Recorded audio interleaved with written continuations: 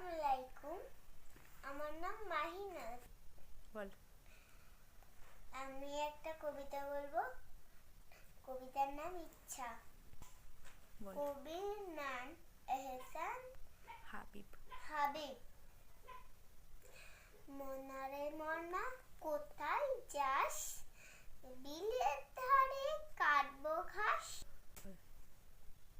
ঘাস কি হবে বেচবো কাল, বলো।